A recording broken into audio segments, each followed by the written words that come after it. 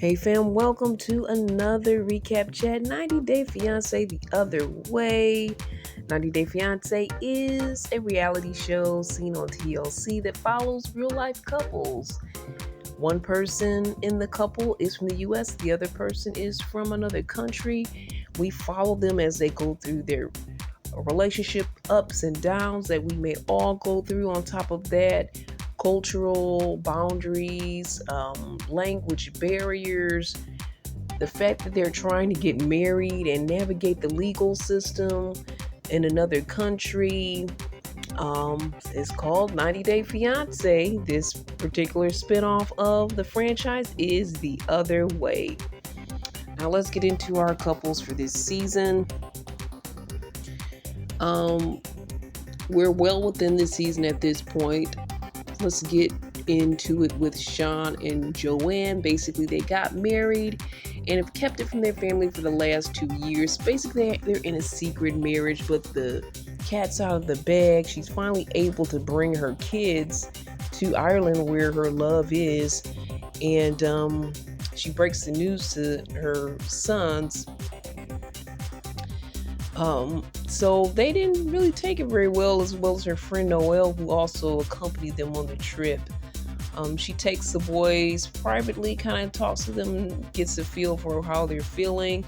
Again, they're not really happy about the scenario. Basically, they felt like they were in the dark for the last 2 years, so they were upset that she kept it from them.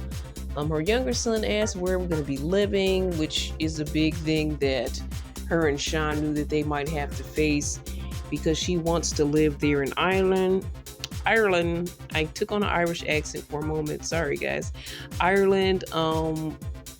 But of course, the kids grew up in New York. They're still growing up, and they have a life there. So that may be an issue for them to get up and move to Ireland. But she's saying, she really wants to be in Ireland and go back and forth. But Ireland's the main place she wants to be, but it's really up to the kids. And they say, well, we really just need some time to process because you kind of just sprung this on us. They're not really happy with moms for keeping this information from them. And she lets them know that their opinion matters to her. So that's important, and that's a good thing. But at the end of the day, I know with my mom and my scenario growing up, what my parents said, it goes. I'm glad she has consideration for her sons, and their father also lives in New York, so they still have a foundation there. So she's saying, maybe your father can assist, your grandparents can assist if you guys want to continue to live in New York, while she makes Ireland her permanent home. So after they have that, she has that hard chat. She goes back and talks with her boo, her hubby, and he's making jokes about the scenario. But he said he's pretty stressed out about this situation. He also talks to his daughter. Her name is Bella. She's a riot. I had to shout her out. She's a version of him, but more of a unfiltered version. It definitely seems like she should have her own show. But she's basically was telling dad, she was like schooling dad on his behavior and how he should have been up front. And she said he's apologizing. She's like, dad, you need a better brain. And she says, if you have any more secrets, tell me straight away. She doesn't want any more issues. And then he also asked, are you upset about this? Are you mad at me? He's like, no, not really. And he's like, well, what if Joe, who's his wife now, moves in with us? She actually said she'd be happy, and she wants to know if the boys are going to move there as well. So I think that she's taking it pretty well, and she kind of likes the idea of having a new family. So I don't know how it's going to work out with the boys. I'm not sure if they want to move there, but she's accepting of Joe. So on that side, that's pretty good. Her mother and her friend, though, are kind of upset because the friend just found out, and the mom recently found out as well about the marriage, but the whole moving is an issue. So she might get a tongue lashing from them, and we'll see what happens with this scenario. I hope they can live happily ever after and with the kids and all of that. And they can find a good scenario that works for everyone. Hopefully, this will make a fun show if they continue to follow them. This will make even be like a good family show, a family reality show. But I like the way he comes back with the Joanne and they talk in between all these issues, and he's got jokes. I can see the love that they have for each other as they're trying to work out this scenario. But the reality, like they said, the reality is setting in about what they're really undertaking or overtaking, because the 2 year thing is really probably the biggest issue.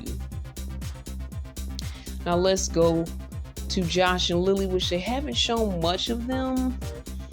I know last time she was talking about how she felt unwanted.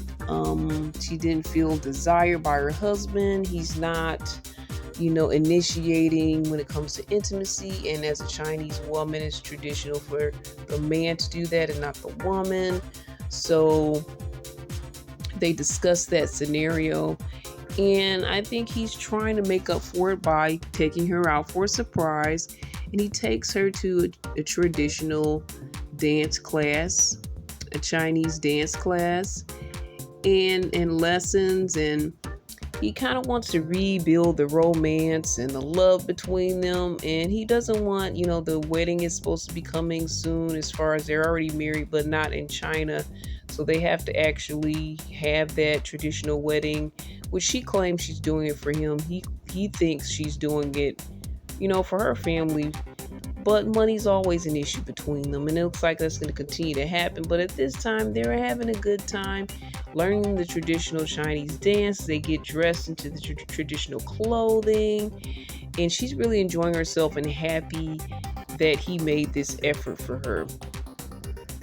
So we'll be seeing more from them. James and Natalia, also known as Tata, they are on their way to get an immigration visa for James, who's now supposedly moving to Indonesia for good. He's not really sure if he really wants to make this move, but I think they've been married for a couple of years, and her health is an issue, so she felt it best to go back to her home country where she feels like she can get the medical care she needs. She does have thyroid issues. He says, as they're traveling, I think they're like in the back of a cab or whatnot, or whatever they call it. Might be Uber, Lyft, I don't know. But he says it's a crazy but chill vibe there in Indonesia. So I think he kind of likes it there, but he's still unsure. Crazy chill. I liked that phrase. He's still wondering, how do we make money? He doesn't think the banana chip business is for him as far as financially. That's not going to really get them where they need to go. Though I think he likes and respects the business, of course. So he's going to look into something else that he can do so that he can get more money to take care of them. Also, when it comes to the car, they're trying to sell that car, and they don't have any takers for that situation as well. So they have to pay that car off, or I guess they're going to try to sell it so that they can pay it off and maybe have some money left over. But looks like that's not going very well. Then they talk about their dog Jojo isn't able to come, and Jojo is like her baby, and she's really close to that dog. It's like both of their babies, they feel. But he's saying, due to customs and all of that, it's really difficult to get the dog there. And once they get the dog there, they cannot take it to another country, because once it gets accustomed to a certain country, all the different diseases and issues and things that might spread, it can't be risked that the dog is taken somewhere else to spread anything. So that's still a dilemma for them. And Tata starts to cry about it. She's like, basically, that's her baby. She doesn't have a kid. That's her baby. And she says things are starting to not feel great. Looks like no kids are in their future because James doesn't want kids. He says he's open-minded to continue to talk about it, but for the most part, he's on the end of not wanting kids. Then there's no JoJo, her dog, and she says she's just feeling empty. I feel bad about that. So they go downtown to hang out, try some street food, something called tamale, I think. And there's different versions of it. I think she said it's like a fried seasoned gelatin type item. And James describes it as like it tastes like a hot, like melty cheese or something like that. It's not what he expected, but she loves it. And there's a spicy version, and he's like tasted it for the first time. He's like, "Oh, this isn't spicy," but then the spice hits him later, and he said, "Can't handle that spice." Now that's what happened to me when I tried that spicy Snickers bar. I don't know if you guys remember when Snickers came out with that hot spicy bar. First, it was like, "Oh, I don't taste anything," and then it comes back and hits you, and he's like, "You know what? All the spicy ones are yours. I can't take it." She's eating the spicy ones like it's nothing. Like she is not really batting an eye, and she eats the spicy tamales. And then he starts asking her, would you consider going back if you can't make this work? And she's like, "Well, if it's the last case scenario, but let's not make that be an option," basically. And then she talks about the no kid situation comes back into the mix. And he's like, "Well, am I enough for you? Can I just be enough?" And she's saying, "Well, what's the point of being married? You are enough, but we will be a complete family with a child." And she always wanted to have a child. And she's 28, and for her, she's like, it's not a lot of time left. She said maybe about 33. She would like to no later than 33, because she has thyroid issues and she's trying to figure that out. And the older she gets, it can be more of an issue. But so that their main issues are, him trying to find income. Looks like no kids might be in their future. And I think he's really worried about taking care of her and taking care of the family. And she was like, "Well, can we visit the dog at least?" And he's like, "We can't even really afford to go visit the dog." It's like, if I can't take care of this dog, how am I going to be able to take care of a person? So he's very much defining himself based off of his financial abilities, his ability to support the home. And I think a lot of men may feel that way, his ability to support her. So I think that's really getting to him. I think if he was in a better financial position, that he may be more open to some of these other possibilities with Tata. But his issue is, I really don't have everything I need to support you. And her issue is, and also the kids thing as well. Like, I can't really support you, much less a child. And she's like, "Well, I need a child. This is like an important part of my life that I wanted." So I see a couple of deal breakers here. Well, the main deal breaker to me is the kid's decision and the kid's choice of not having one. And I feel bad about that scenario, and I hope it doesn't lead to divorce, because some people, that can be a make or break issue for a relationship. They came into this with kids being an option possibly, to now kids not being an option almost. And again, like I may have mentioned other times, that in your marriage, things ebb and flow, things change. You really don't know how your partner may change, health issues, just, different mindsets, things change over time, situations change. So this the whole death do you part scenario is like, you don't know what's going to change on this person. Even some fundamental things that you want, they may not want anymore. And sometimes you have to make that sacrifice if you're going to continue in a marriage. Now, people of faith, for the most part, we try to stay married unless it's infidelity involved, according to the Bible, which is cheating. And of course, we do also say if it's some dangerous things going on, you shouldn't stay in something that is going to be life-threatening. Now, this is what I've heard. No one's, set that out in stone. But yeah, they're saying, if you are in a life-threatening situation, you should not stay there. Not sure about the marital status, but you should not be with that person any longer. I feel probably at some point you're probably going to have to end that bond if that person doesn't change. And I don't even know if you can work with someone that has that type of issue, because they can go off on you at any time and things can be done for you. So that's a scary scenario. But just stating, things have to be at a very extreme in order for people of faith to even consider divorcing. So for the kids issue, hopefully they can find a common ground and work things out. But sometimes that could be a deal breaker, because kids may be so important to her and she's always wanted that. And not that she's going to put the child over him, but certain things people want in life and they've always wanted, that they feel that may take precedence. So I really can't blame her for that. All right, so we're going to close with Corona and Inky. She actually goes to a social media group, Black Icelanders. So she kind of tries to connect with other people of color in Iceland, because there's not too many of them. And she wants to know what their perspective is. She wants this place to kind of feel like home. As much as she loves Inky, she still needs that connection to her culture.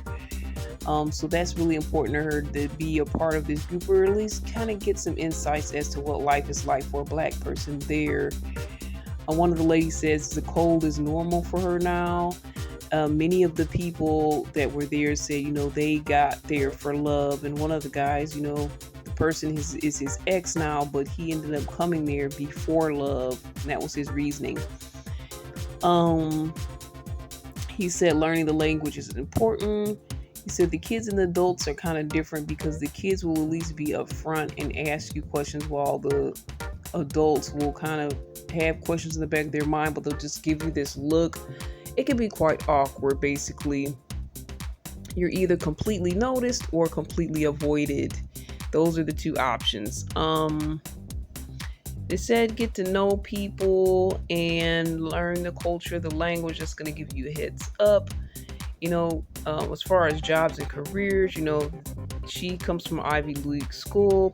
Her degree and qualifications may not be enough. She may still be challenged because of the way that they have their system there. Is very isolated, and it's not, I guess, a part of like most mainstream societies. So when she goes to the school in Iceland, because she really wants to be a midwife and she wants to see what she needs to do to be accepted, and she learns that she has to learn the Icelandic language, and all of the testing and whatnot is in Icelandic. So that becomes a big obstacle for her. She also learns that she missed the deadline, so it's going to be another year and a half before she can apply.